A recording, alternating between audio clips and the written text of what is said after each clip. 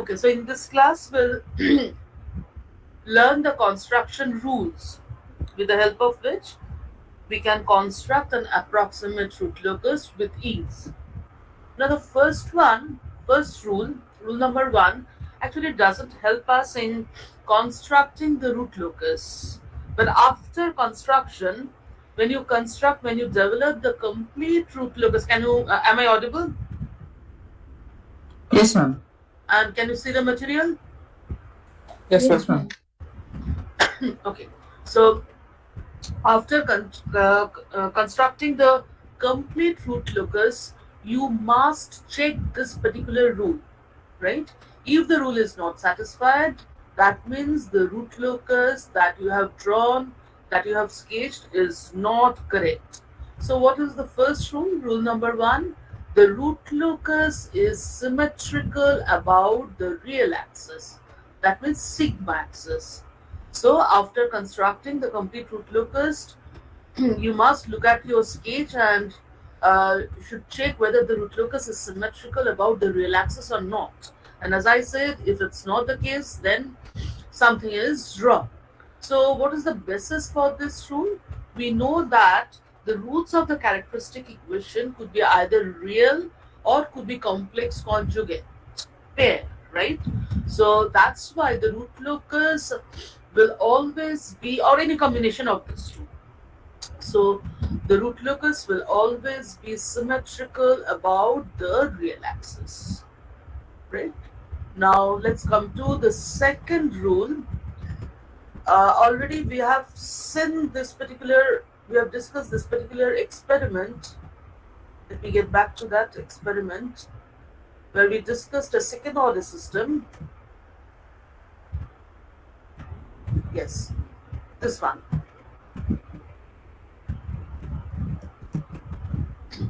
And we discussed that the open loop pole locations on the S plane are at S equal to 0 and S equal to minus A. Also, we have derived the fact that when the value of the variable parameter or variable gain k is equal to 0, we found that the root branches were originating from these two open loop poles. Can you recall? This is the first root branch, or this is the second root branch. This one is one root branch, this is the other root branch. Okay, and both the root branches are originating from two open loop poles when k is equal to 0.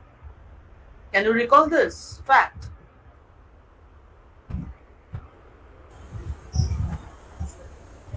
Yes or Yes, no? ma'am. Okay.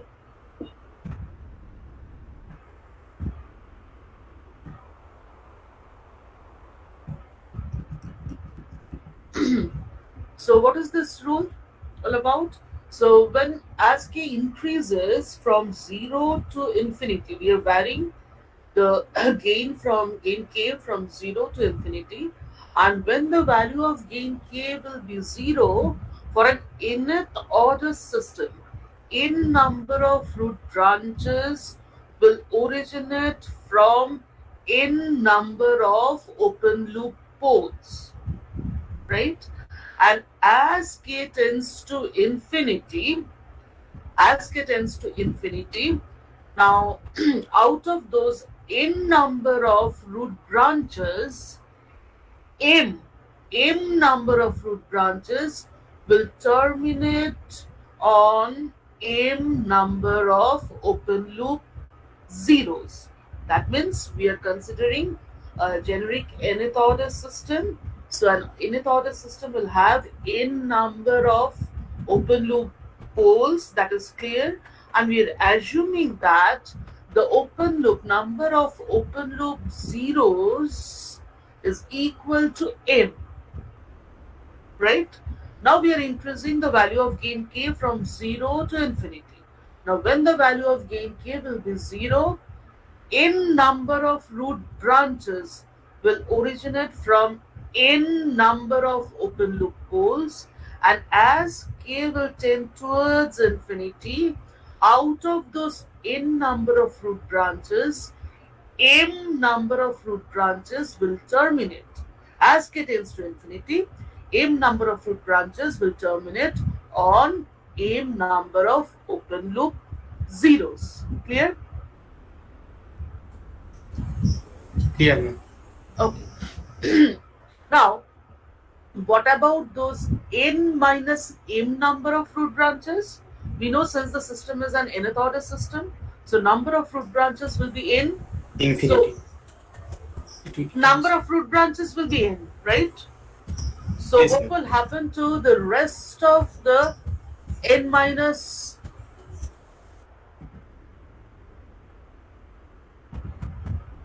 m number of root branches? So as k tends to infinity, those n minus, if m is less than m, sorry, m is less than n, then n minus m number of root branches will tend towards infinity as k tends to infinity.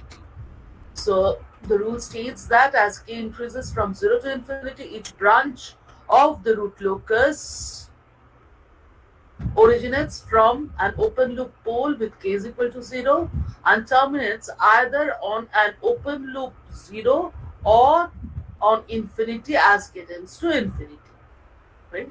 So the number of branches terminating on infinity equals number of open loop poles minus number of open loop zeros. Now what is the basis of this particular rule? It's a simple rule. We can very easily derive the rule. Now remember the characteristic equation QS of an nth order system can be represented as 1 plus k into product of s plus zi's divided by product of s plus pj's.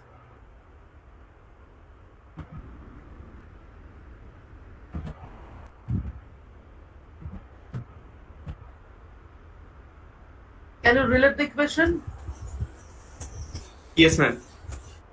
So that means we can write the equation. Okay. So this is our equation. This is our equation. So we can write this equation as a product of s plus bj's, where j is varying from 1 to n, plus k into product of I varying from 1 to m, s plus zi is equal to 0. Right?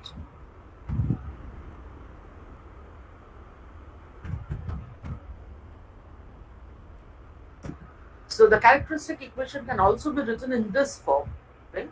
So in this equation, you see, if we put the value of gain k to be equal to 0, then this all these terms will be 0. Okay. So the characteristic equation when the value of gain k is 0 will have n number of roots located at minus pj's. You get my point?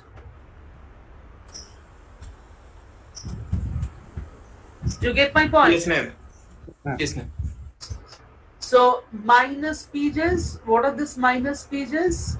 The minus pj's are the locations of the open loop poles of the system on the SA. So we see that when the value of gain k is equal to 0, n number of root branches will originate from n number of open loop poles. Now again, this equation, we can divide this equation by k.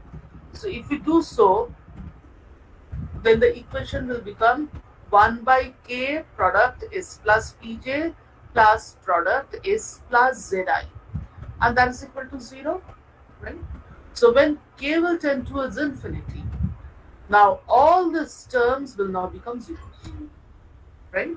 And now we are getting m number of roots of the characteristic equation, and we find that those m number of roots are located at minus zi's.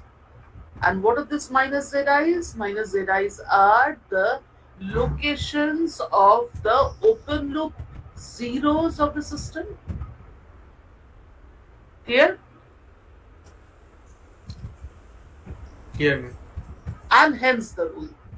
Okay. Now the third part, that is, if m is less than, in commonly occurring cases, we find that number of zeros are much less than number of poles, or we can say that number of zeros are generally less than or at best can be equal to the number of poles. I'm talking about open loop poles. Okay. So that means n minus m. What will happen to this n minus m number of root branches? Already we have seen that this n minus m number of root branches will terminate tend towards infinity as k tends towards infinity. So how can we derive this fact? Now this equation, just think of the magnitude criterion. This is the magnitude criterion. Can you recall this? This is the magnitude criterion.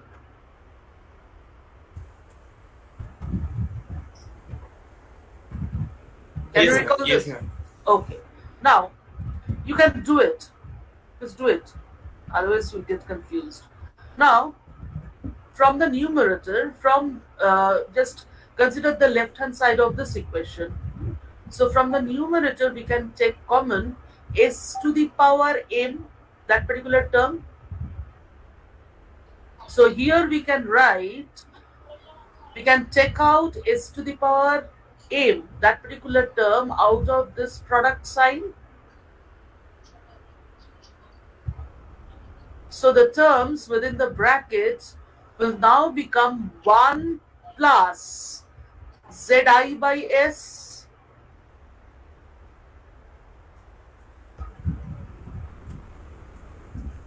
Yes, ma'am. Have you done this? The same thing we are doing for the denominator polynomial. Now in this case we are taking out s to the power n terms out of this product sign. So within this bracket we'll get the terms like 1 plus pj by s.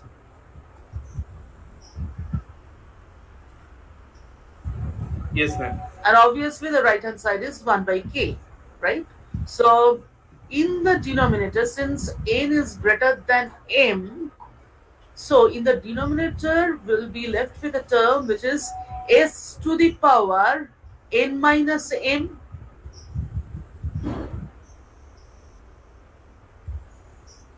Yes, ma'am. Okay. Now so when, if we assume that a point on the root locus is lying at infinity, lying at infinity, then that particular point, that onlocus point, can be represented by this expression: s is equal to infinity e to the power j phi. S is a complex number. It will have a magnitude as well as a phase angle. So this is the phase angle part, and since the point is located at infinity, hence the magnitude will be infinity. So s will be infinity e to the power j phi. Here. Yes, ma'am. Clear. So in the left hand side, if we put the magnitude of s to be infinity, the left hand side will now become 0, Yes, ma'am. right? And the equation will be satisfied only when k is infinity or k tend towards infinity, isn't it? In that case, the right hand side Yes, will ma'am. also be 0. Okay, so that's why the third part of the rule, that is, as k tends to infinity, the rest n minus m number of root branches will tend towards infinity. Clear? Clear, ma'am. Okay, I'll come to this rule, rule number 3. After discussing in this particular book, the rules are given in this particular order, but generally I prefer to discuss rule number 4 as it is directly related to the second rule that we have discussed. So rule number 4 and 5 we'll discuss first, and after that to focus on rule number 3. There is no specific order. In this book, they have presented the rules in this particular order. So, one by one, you will have to apply the rules. So, what is rule number 4? The n minus n number of branches which are tending towards infinity as k tends to infinity will do so along straight line asymptotes. Along straight line asymptotes, the angles of the asymptotes are given by phi a. Generally, we use the symbol phi to represent, and A stands for asymptotes. So, asymptotic angles are given by 2q plus 1 into 180 degree divided by n minus m. Divided by n minus m, and q will vary. You see, n minus m number of root branches will tend towards infinity, right? So, for that means we will get n minus n number of straight line asymptotes. Okay, so that's why in this equation q will vary from 0 to 1 to up to n minus m minus 1. Clear? Now, this Clear, rule ma'am. can also be uh, derived very easily, but since uh, I can't do board work, that's why I don't know whether you'll be able to appreciate the mm, essence of the rule or not. Just think about a point which is an onlooker's point, but located at infinity. Right? We are talking about the root branches which are tending towards infinity as k tends towards infinity. So, if we consider a point, onlooker's point, which is located at infinity, then at that particular point, on the root locus, all the open loop poles and zeros, will contribute almost same angle, same phase angle. You get my point? Suppose on the real axis, suppose these two are the two open loop poles. And I'm considering this open loop poles to be very close to each other because I'm considering a point which is suppose located at infinity. So if I join the point to the poles on the real axis, right? So and if these lengths are pretty large, then we can argue that the angles, contributed by the poles at this point, which is lying at infinity, will be Be almost same. same, right? So if we consider the angle to be phi, angles contributed by all the open loop poles and zeros at a point which is an onlooker's point and lying at infinity, almost infinity, then the angle contribution of all the poles and the zeros will be minus n into phi.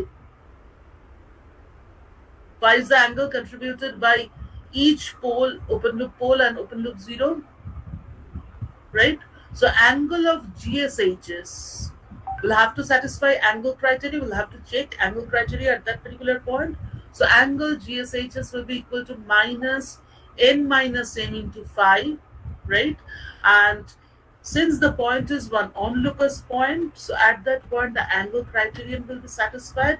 Hence, minus n minus m into phi will be equal to plus minus 2q plus 1 into 180 degree. This is our angle criterion, right?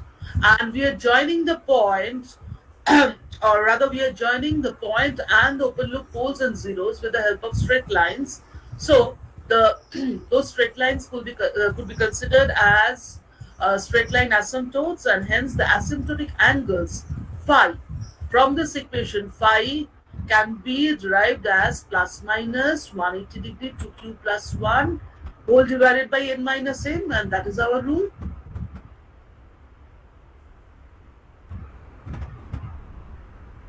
Have you understood this? Okay, ma'am.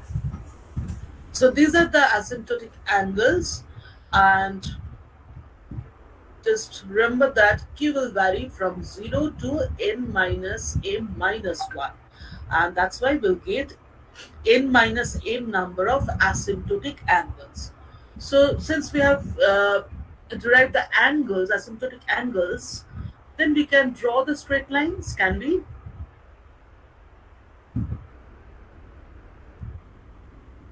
Can we draw the straight lines or asymptotes? Yes, ma'am. Yes, only we know the angles, slope angles. Is it possible to draw a straight line if only the angle or the slope is known? No, ma'am. From that point, we need that point from which it will deviate, like. It's not really. We need another point, one point, right? Yes, ma'am.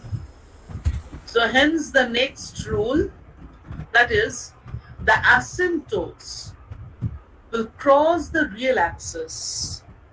All the asymptotes will pass through a single point which is located on the real axis, and that point is called the centroid. Right? So what is written over here? The asymptotes cross the real axis at a point known as centroid. Okay? So if we can determine the centroid, then we'll be able to draw all the straight line asymptotes because we know the angles, and we know that all the straight lines or straight line asymptotes will pass through this point on the real axis, which is centroid. So how to find out the centroid? The formula is this one. So centroid, just ignore this minus sign. Centroid is denoted by the symbol sigma. This convention. Sigma. Sigma A, the centroid, is equal to summation of real parts of the poles minus summation of real parts of zeros. That means for complex poles, we are not considering the imaginary part. For complex zeros, also we are not considering the complex part. So summation of real parts of the poles minus summation of real parts of zeros divided by number of poles minus number of zeros. So divided by n minus a. Clear? So with the help of this formula, we can find out the location of the centroid on the real axis, and hence we can find draw the asymptotic straight lines. I'm not showing the derivation of this for this particular rule. Now, just ignore this minus sign. Why? Because this is a convention in some books. You'll find that they have represented sigma a as minus sigma a, but the problem is if after calculation the value comes out to be minus 2, then it might happen that you get confused, and finally you will write down that sigma a is equal to only 2. You get my point? Since it's written over here minus sigma a, and if the value comes out to be minus 2, then you might get confused. Actually, centroid is denoted by minus sigma a. Just ignore minus. So if the value comes out to be minus 2, then sigma a, the centroid, will be located on the real axis at minus 2. And if the value comes out to be plus 2, then the centroid will be located on the sigma axis at plus 2. Have you understood what I'm saying? Yes, ma'am. Okay. Now, also remember one thing, that centroid is not an onlookers point. It's not necessarily an onlookers point, right? Centroid is a point through which all the asymptotes will pass, and it's basically located on the real axis. but it's not an on-locus point. So at the centroid, the angle criterion, it's not necessary that the angle criterion has to be satisfied. It might so happen that the centroid uh, that you compute will lie on the on locus, but it may lie on the on locus, it may not lie on the root locus, but it's not, as it's not an on locus point. So let's come to now. Let's come to the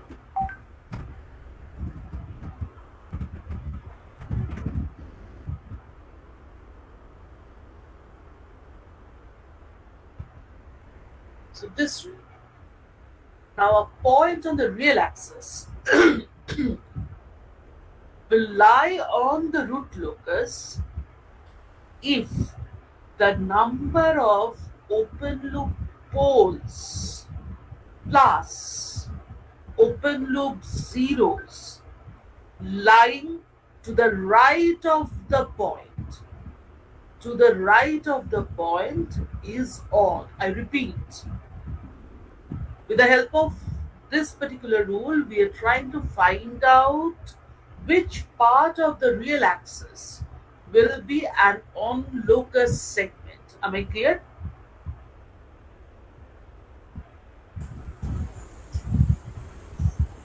So this rule will help us in finding the segments of the real axis, the segments which are basically on locus segments. Okay? So the rule states that a point on the real axis will be an on locus point or will lie on the root locus if the number of open loop poles plus open loop zeros lying to the right of that particular point is odd. Then the point will lie on the root locus. Okay, ma'am. So let's look at this diagram. So these are the locations of the open loop poles and zeros. So the starting point of constructing a root locus or sketching a root locus is to, first of all, is to place the open loop poles and zeros on the S plane. And also please note that since you're working on the S plane, you'll have to level this to axis. This is the real axis, sigma axis. This is the geometric axis. Okay, fine. So these are the open loop poles P1, P2, P3. These three are the open loop poles, and zeros are here. Z1 is one zero and Z2 is the second zero, as can be found from this particular figure, right? Now, here this point has been taken as the trial point. So we are trying to find out whether this point will be lying on the root locus or not. Okay, Yes, ma'am.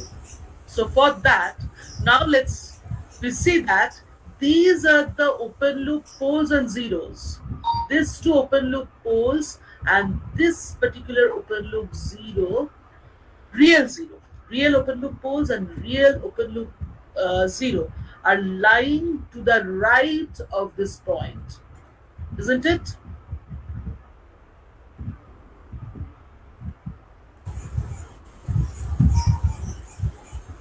Yes, ma'am.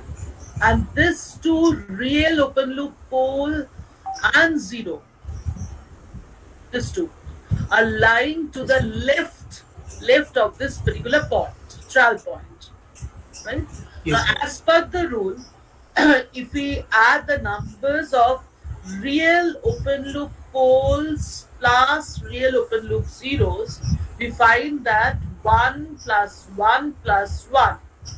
So 3 open loop poles plus zeros are lying to the right of this trial point, and 3 is an odd number, and hence this point, as per the rule, this point will be one on locus point. On locus point. Right? Now, what is the rationale behind this? Again, you see, if we this is the trial point, so let's construct this phasor S0 plus P2, S0 plus Z1, S0 plus P1. Similarly, S0 plus Z1, S0 plus I guess this is P3, S0 plus P3. These are the real open loop poles and zeros. Along with this real open loop poles and zeros, the system has two complex conjugate pole pair, which we have not considered. Okay? So why? Let's see. So these two are the two open loop complex conjugate pole pair, right? Now, after constructing all these phases, since this is the trial point, we see that at this trial point, the open loop poles and zeros which are lying to the right of this trial point are contributing an angle which is equal to 180 degrees. So this particular pole is contributing an angle at this trial point which is equal to 180 degree.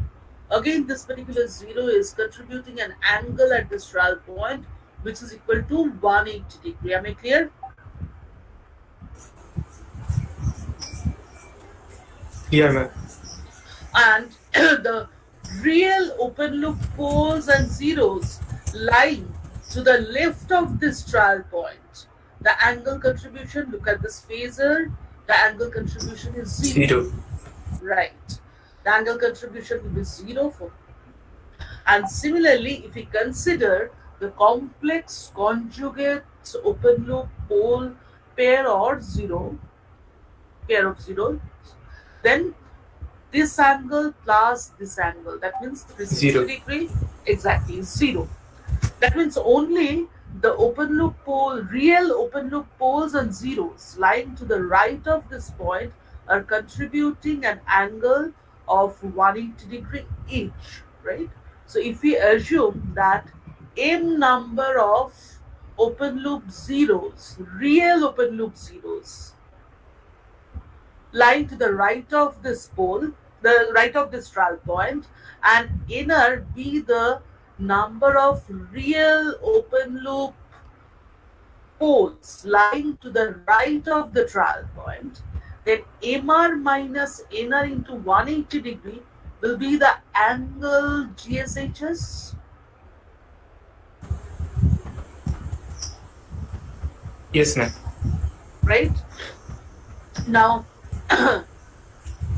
for this particular trial point to be one onlooker's point, this MR minus NR into 180 degree should be equal to plus minus 2q plus 1 into 180 degree, which is our angle criterion. So Yes, ma'am. from this, you see, we can conclude that MR minus NR should be odd, isn't it? Yes, ma'am. Yes, ma'am. So if MR minus NR is odd, then MR plus NR will be odd. Yes, ma'am. So MR plus NR will also be odd. So again, let's get back to the rule. Let's see the statement. A point on the real axis lies on the locus if the number of open loop poles plus zeros on the real axis. That means real open loop poles plus real open loop zeros lying to the right of the point is odd.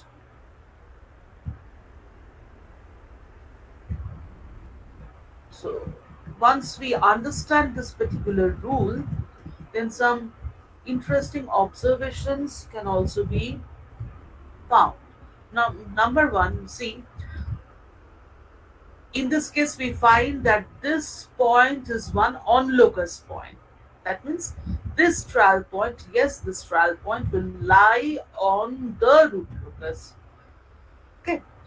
Now, first thing which we can observe that this real open loop poles and zeros actually divide the real axis, into segments. So this is one segment, this is another segment, this is another segment, and this particular segment, this is another segment, and this segment has infinite length. Have you understood this? So what is the first observation? The observation is real open loop poles and zeros are dividing the real axis into segments. Clear? Clear, ma'am.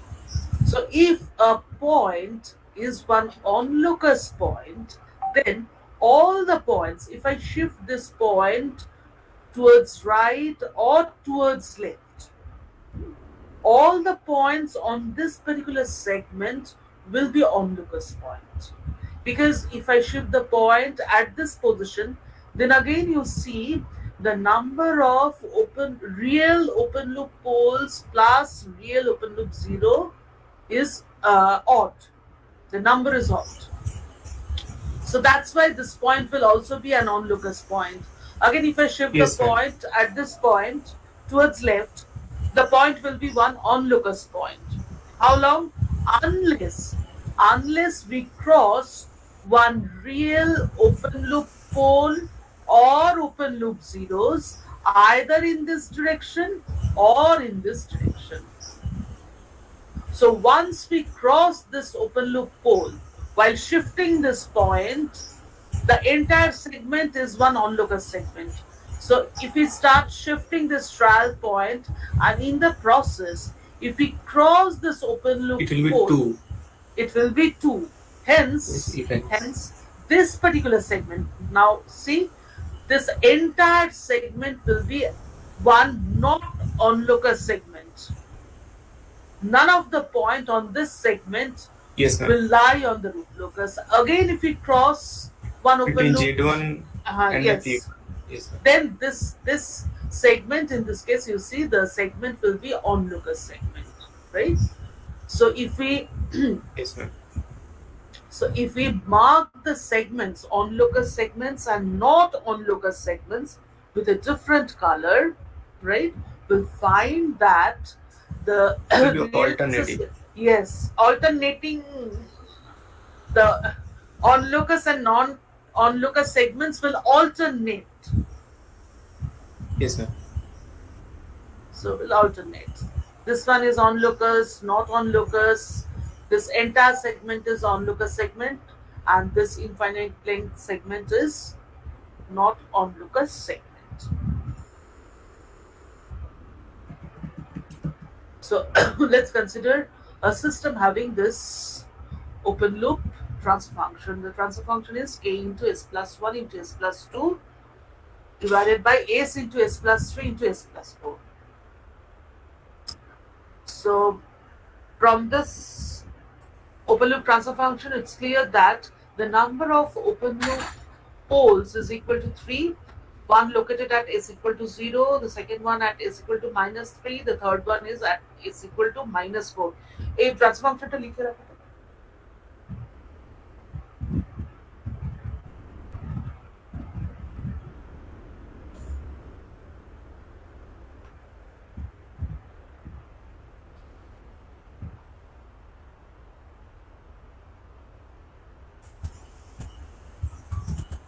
Okay, ma'am. Done. And two open loop zeros, one at s equal to minus 1 and the other one is at s equal to minus 2, right?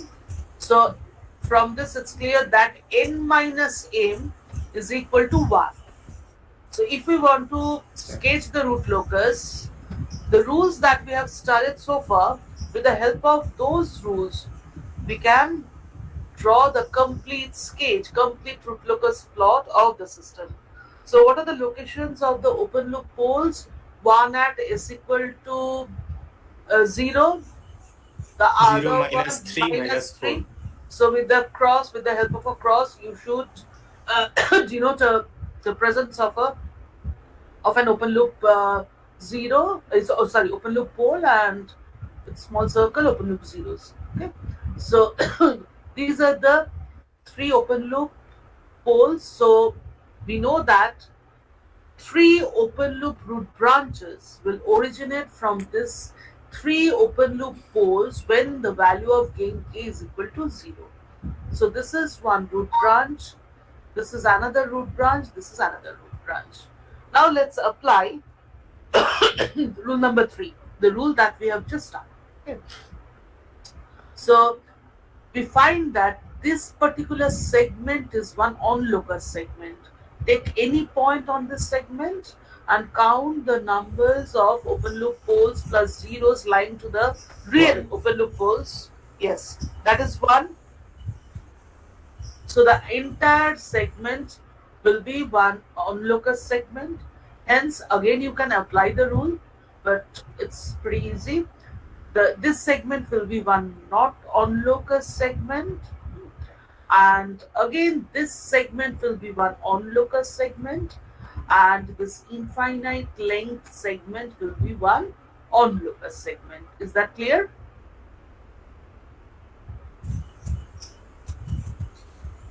Clear, ma'am. Okay. Now one root branch will originate from this open loop pole when k is equal to 0, and since this is one onlooker segment and this is not one onlooker segment, right? This is not the onlooker segment. So the root branch will originate from this particular open loop pole and will terminate onto this open loop 0 because there is no other path, right? So the root branch Yes, will ma'am. originate from this open loop pole, and the root branch will move along this direction in the direction of arrow. And in root looker sketch, again, arrow directions are masked. So this root branch will move like this, and ultimately it will terminate onto this open loop 0. Similarly, the second one will originate from this open loop pole. Now this segment is one not onlooker segment.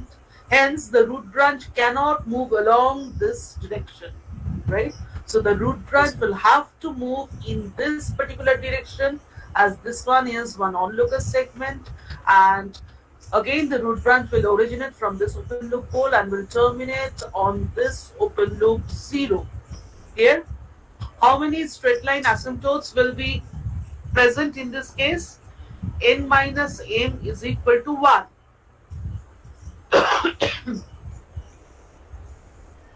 Yes, ma'am. So what will be the asymptotic angle? 180 degree to q plus 1 divided by n minus m. Now n minus m is equal to 1 and q One. value is 0, right? So the angle, one single asymptote, straight line asymptote, 180 minus 4 to angle infinity. exactly minus 4 to infinity. So simple. With these three rules only, we can sketch the complete root locus plot of the system. Right? And I'm not discussing uh, this plot in detail because we'll solve other problems as well. So from this root locus plot, you see no root branch is moving in the right half of this plane, isn't it? All the three root branches Yes, are ma'am. confined, completely confined in the left half of the S-plane. That means for any Yes, value ma'am. of gain k from 0 to infinity, the system It will will be remain stable. stable, right?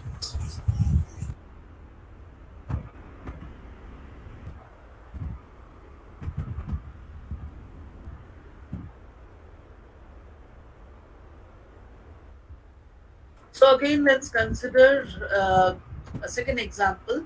So this part is the open loop transfer function GSHS k into s plus 1 plus s plus 2. If the characteristic equation is given, then from the characteristic equation, we'll have to find out the open loop transfer function.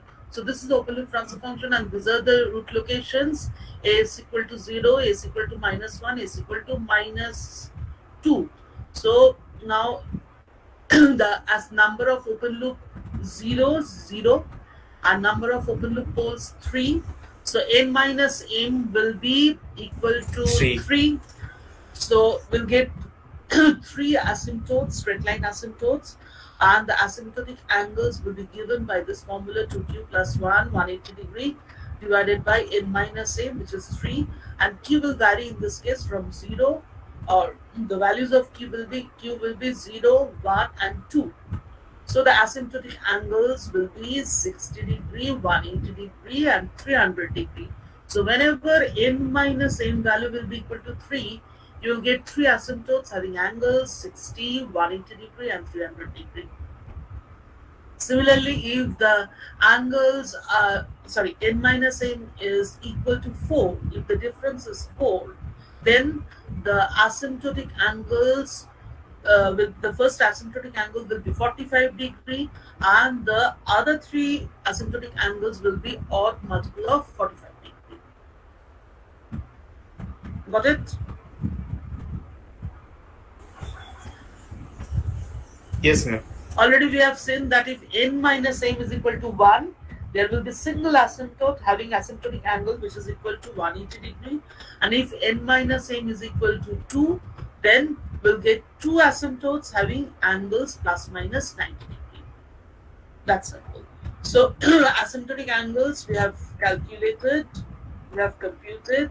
Now we'll have to find out the centroid. So sigma A, real parts of poles minus real parts of zeros.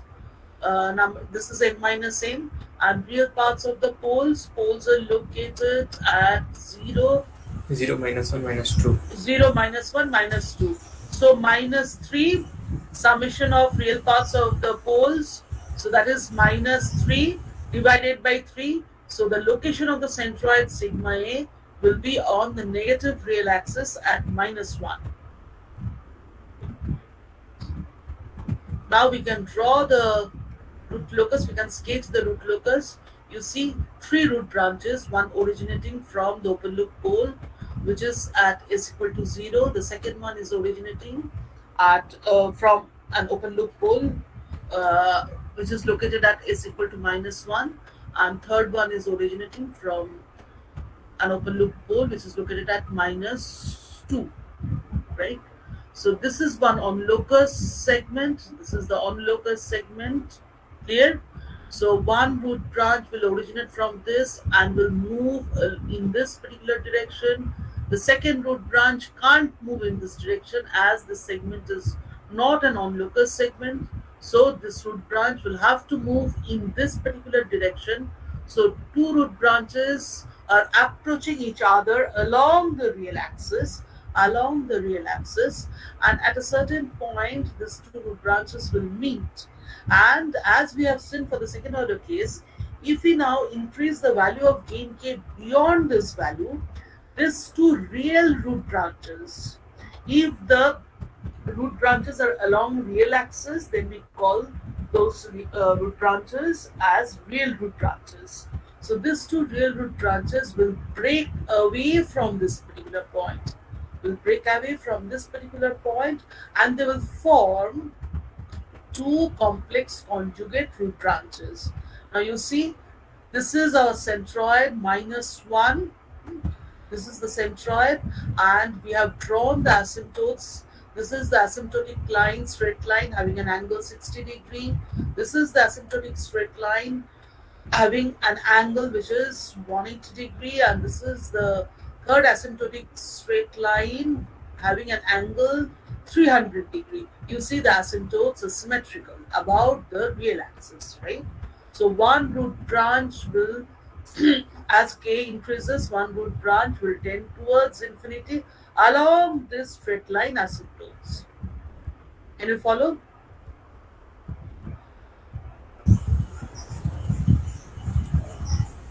Yes, ma'am. Similarly, this root branch will again tend towards infinity, no open loop zeros. Hence, all the three root branches will tend towards infinity as k tends towards infinity. So, this root branch will tend towards infinity along this asymptotes. And the third root branch, this is an on locus segment having infinite length. So, the third root branch will originate from this open loop pole and will tend towards infinity along the negative real axis, and the asymptotic angle is 180 degree, right? Only the thing that we don't know yet, that is the point at which, the point on the real axis at which these two root branches are meeting with each other. Okay, so we'll see that. Otherwise, for the time being, let's assume that we know that this particular point, then we can draw the root locus. And after completing the root locus, you see, we find that the root locus is absolutely symmetrical about the real axis, isn't it?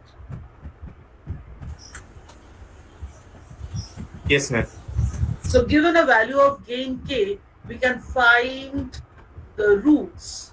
One root, second root, and the third root will be on this branch. One root will be on this branch, the other root will be on this branch, or it might so happen that one root will be on this branch, the second root will be on this branch, and the third root will be on this branch. And just come, if we compare this root locus with the previous one, you see for a certain value of gain k, this root branch as well as this root branch, these two root branches are intersecting the imaginary axis, isn't it? These are the points of intersection, which Yes, are ma'am. again symmetrically located. And we have already started stability criterion. So we observe that this is the value of gain k. At this point, the value of gain k will be the limiting value. Why? Because if we increase the value of gain k beyond that particular value, two root branches will move in the right half of the S-plane. Yes, ma'am. Yes, ma'am. Got it? So that means Yes, ma'am. if the value of gain k exceeds this limiting value, that means two will get two roots of the characteristic equation in the right half of the S-plane, and the third root will always be in the left half of the S-plane, right? But since two Yes, ma'am. roots are lying in the will be lying in the right half of the S-plane, hence the system will be unstable. Clear? So this point is of Yes, interest, ma'am. as well as this the points of intersection of the root locus with the imaginary axis is of importance to us. Now this point where the root branches, two real root branches are meeting with each other, is called the breakaway point. Why? Because if we increase the value of gain k beyond the value of gain k at this point, then these two root branches will break away from each other and they will form two complex conjugate root branches. That's why this point is called the breakaway point. And also, just please note that this point, this point is common to this root branch as well as this root branch, isn't it? The point, we can say that this point is lying on this root branch as well as this point is also lying Yes, on ma'am. this root branch, right? A common point. So if the value of gain k is k1 at this point, then for that particular value of gain k will get at this point will get repeated roots with multiplicity 2. Clear? Yes, ma'am. Clear? Yes, ma'am.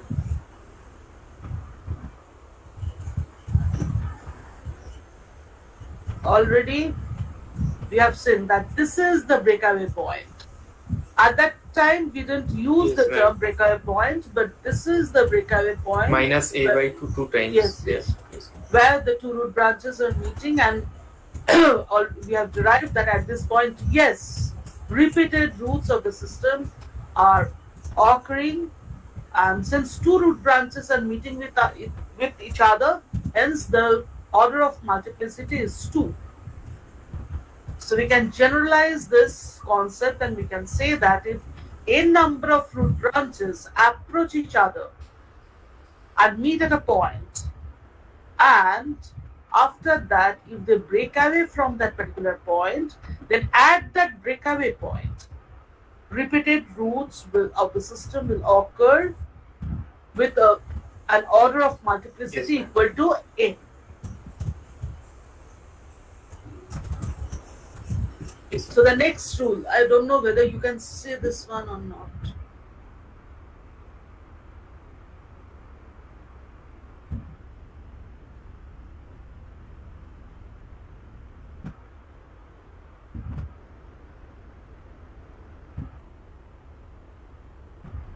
Okay, I guess this is rule number 6. Rule number 6, centribus, rule number 4 in their order. Rule number 6, how to find out that breakaway point. Because if we cannot find out the breakaway point, then we'll not be able to accurately sketch the root locus. So the breakaway point, and what is the definition of breakaway point? Points at which multiple roots of the characteristic equation occur. That means at breakaway points we'll get repeated roots of the characteristic equation. So the breakaway point of the root locus are the solutions of this equation dk ds equal to 0. Right? So dk ds will have to take the first derivative of this with respect to s, and we'll have to form this equation dk ds equal to 0, right? And the solutions of this equation will be the breakaway points of the system. Now also note that not all the solutions of this equation will be the breakaway points. No. It might so happen that this is we'll get a fourth order system, and if we take the first derivative with respect to s, we'll get a third order polynomial, and if we equate that to 0, then we'll get an equation having an order which is equal to 3. So if we solve the equation, we'll get 3 roots, right?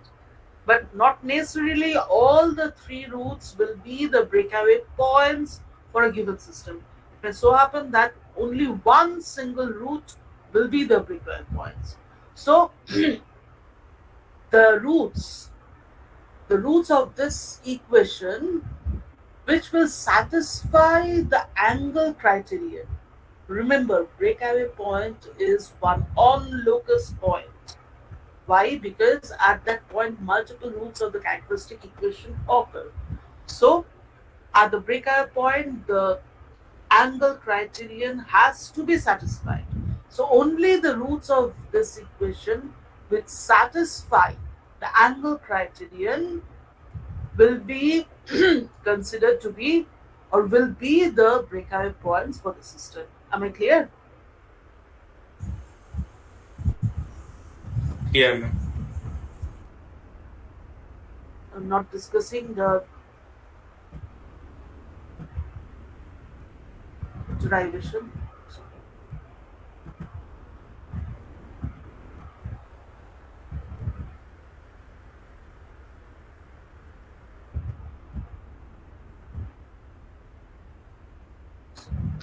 So let's try to solve for the breakaway point. Close for this. Anyway, what was the equation? Characteristic equation. One. I'm trying to recall. 1 plus. Please help me. 1 plus k by s into s plus 1 into s plus 2. I guess, no? Equal to 0. The last example.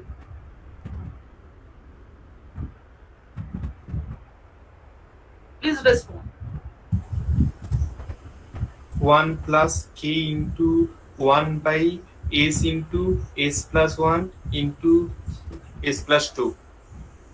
That means k by s into s plus 1 into s plus 2 is equal to minus 1. Yes, ma'am. That means k is equal to, you see, now look at this expression. K is equal to minus S into S plus 1 into S plus 2. Yes, ma'am. So from the given open loop transfer function, we'll have to write down K as functions of S like this. Okay? Then only we can take the first Okay, ma'am. derivative of this with respect to S. So if we multiply, or if we try to express this in polynomial form, then K will be equal to minus S cube plus 3S square plus 2S bracket closed, right? So now we can take the first derivative and can equate that to 0. So dk ds is equal to, now it will be a second order equation, 3s square plus 6s plus 2, simply a second order equation. So this is left as an assignment. I don't know whether the values are correct or not. So please solve this equation and try to find out whether the roots of these equations are correctly computed or not. So that we'll get two roots, one at, for the time being I'm assuming that these values are correct. So one at minus 0.423 and the third one is minus 1.577. Okay, so we are getting two roots of the characteristic equation. Just 1 second.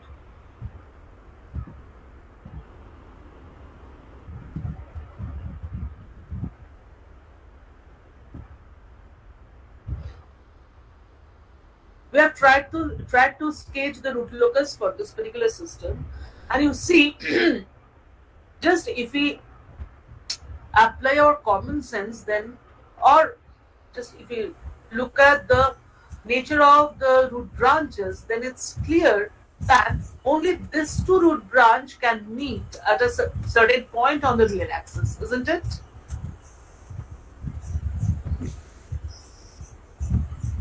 Can you imagine any other breakaway Yes, ma'am. point? Can you imagine that there could be a second breakaway point? No, ma'am. No. Okay. So the solutions were, one was minus 0.423, and you see this point, if the solutions are real, then it's pretty simple for us. So you see this point is, yes, It should be in located, between 0 and minus 1. yes, and is located on the on locus segment, right? So automatically this point is satisfying, it's satisfying the angle criterion. And also intuitively we can say that yes, the breakaway point should lie between, as you said, minus 1 and 0. So this point does satisfy the angle criterion, and it's a point in between these two open loop poles. So at this particular point, these two branches will meet, and at this particular point, we'll get two roots of the characteristic equation.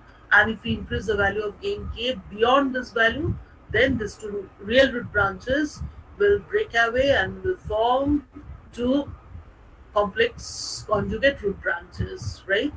And what about the second root of the equation dkds equal to 0? The second root was somewhere, so far I can recall, at minus 1.5. Minus 1.5. Minus 1.5. So minus 1.5 is somewhere over here. And you see that this is one not on locus segment. So at minus 1.5, the angle criterion will not be satisfied, isn't it? Yes, ma'am. So only this root of the equation dkd is equal to 0 will be the breakaway point for this given system.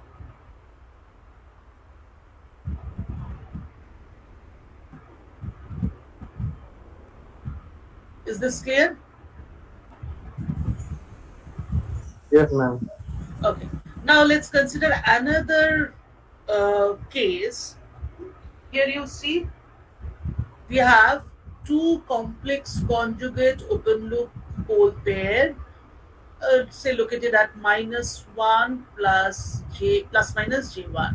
So these are the two complex conjugate open loop pole pair, and here we do have no sorry at this point I'm sorry at this point at s equal to -2 the system has got one open loop pole sorry open loop 0 Yes. at this point, right? So Yes, ma'am. we know that when k is equal to 0, two root branches will originate from this two open loop poles, Poles. which are complex conjugate in nature. So the root branches will be like this. That will find that how to find out the approximate nature of this root branches. So the root branches will be like this, or geometrically we can prove that this will be a part of a circle, right? And you see, Yes, ma'am. initially the root branches are complex conjugate in nature, okay? And while we go on increasing the value of gain k, at this point, you see these two complex conjugate root branches are meeting with each other, and if we increase the value of gain k beyond this value, then these two complex conjugate root branches will now reduce to two real root branches, and Yes. it's clear that here n minus n Just is equal opposite to to the 1. previous one. Yes. So one root branch will terminate onto this open loop 0, and the other root branch will tend towards infinity. This complete segment is one on-locus segment. So the other root branch will tend towards infinity as k tends to infinity. Right? So generally, of to be more precise, this point is called a break-in point. Break-in point, though it's written over breakaway point, but often when two complex conjugate root branches meet on the real axis and after that they form two real root branches, that particular point is called break-in point. So this is one break-in point. Okay. And there is another significance of this that can be explained on the real axis considering S to be sigma. You see, dk ds equal to 0. So dk ds equal to 0 means if we consider S to be sigma, that means dk ds on the real axis, the equation will be dk d sigma is equal to 0. Yes, ma'am. So on the real axis, at the breakaway point or at the break-in point, this equation suggests that the value of gain k will be extremized. That means either maximum, Yes, ma'am. Maximum or minimum. or minimum. Right. So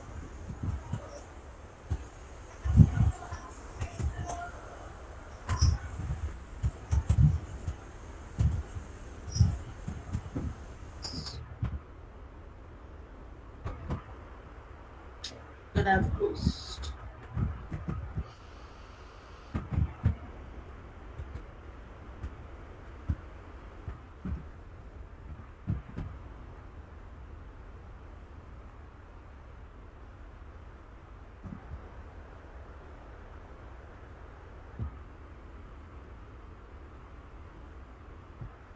So if we go by the definitions of breakaway and breaking point, this is one breakaway point. At this point, you see the value of gain k is increasing in this direction as well as in this direction, isn't it?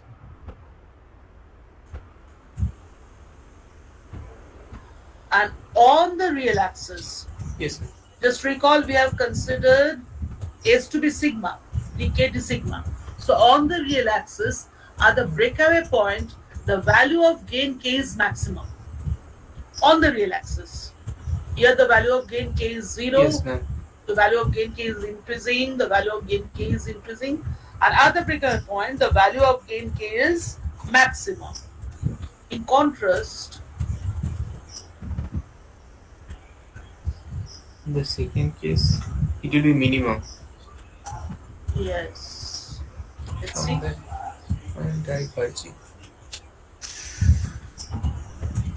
Here you see, this is the breaking point. To be precise, this is the breaking point, right? So at this point, say the value of gain k is k1.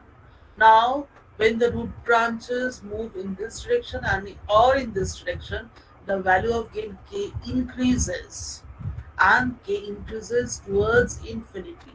So on the real axis, in case of breaking point, the value of gain k is minimum. Have you understood this?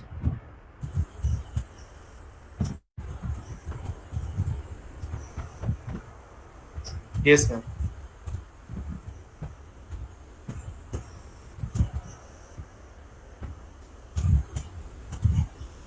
Now, just like real roots, complex conjugate root pair also can have multiplicity greater than 1, right? We can have complex conjugate root pair with multiplicity greater than 1. Repeated complex conjugate Yes, ma'am. root pair, right? So that's why the breakaway points could be real, could be complex conjugate. If the breakaway point is a complex one, then it will have its conjugate part, because root locus is symmetrical, and you see this root locus, this is also symmetrical about the real axis, okay, or combination of Yes, this. So here is one example. I'm not discussing this example, just go on applying the rules step by step. I'm just showing you the root locus. So 4 open loop poles, just a moment, 4 open loop poles, and number of open loop 0 is 0, right? 0. So 4 open loop, 4 root branches will originate, and as I have said, you see the angles are for asymptotic angles are 45 degree, 135 degree, 10 to 25 degree, and the last one will be probably 315 degree. Am I right? Yes, ma'am. Yes, ma'am. Okay. And this is the centroid that you can calculate. I'll send you the material. Also, you can go through this example. So 4 root branches will originate from this 4 open loop poles. So this is onlooker segment. So one root branch will move in this direction, the other one will move in this direction, right? And we'll find, later we'll learn another rule with the help of which we'll be able to find out the fact that the root branch which is originating from this complex pole will move in this direction. This angle will be minus 90 degree. Will move in this direction, and its conjugate part will originate from this pole and will move in this direction, right? So these 2 root branches will meet on the real axis at this particular point, which is a real breakaway point. Right? And after breaking away, these 2 real root branches will form 2 complex conjugate root branches like this. One is this one, the other one is this one. So again, this root branch is coming from here, this root branch is going in this direction. So they will meet at this point, which is a complex breakaway point. Similarly, this root branch will Yes, move ma'am. in this direction, this root branch will move in this direction. They will meet at this particular point. And this is the third breakaway point, which is the conjugate pair of this breakaway point. So we are getting 3 breakaway points. One is Yes. a real breakaway point, and other 2 are 2 complex conjugate breakaway points. I guess, yes. Yes, ma'am. Solve this equation. There's a third order equation, so I guess you'll be able to solve this. So you see, is equal to -2 and is equal to -2 plus minus j 2.45. Now, the problem with complex root of this equation is that If root is a real root, very whether the criteria is being satisfied or not, that is that the point is lying an onlocus segment or not.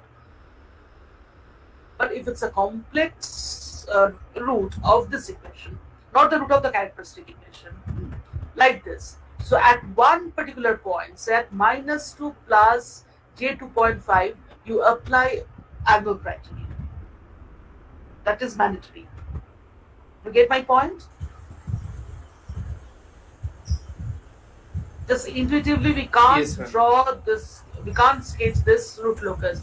First of all, we'll have to establish, yes, one point -2 plus j 2.45, say, is one on locus point, then only it will be the recurrent point. So apply angle criteria, construct the phasor, use trigonometry or from rectangular to polar. With the help of this operation, you find out the angles contributed by all the open loop poles and zeros at this particular point, and check whether the angle criterion is being satisfied or not.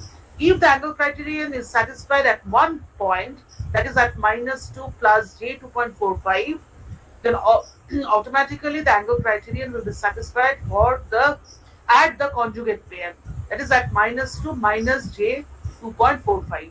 So for both the points, you don't have to apply angle criterion. Just apply angle criterion for a single point, and automatically the other one, the conjugate point, will be the recurrent point because of symmetry. Okay, ma'am.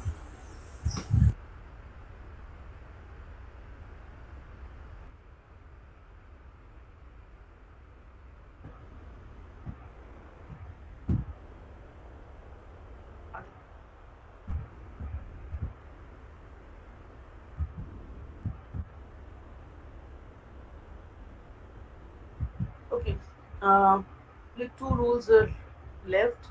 So in the next class, we'll discuss these two rules, and then we'll start discussing Nyquist stability criterion. So what we have discussed in this class, do you have any doubt? Do you have any query?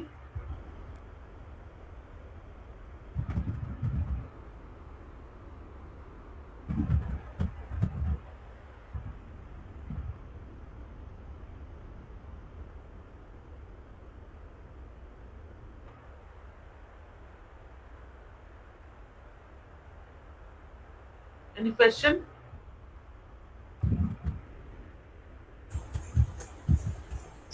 No, ma'am.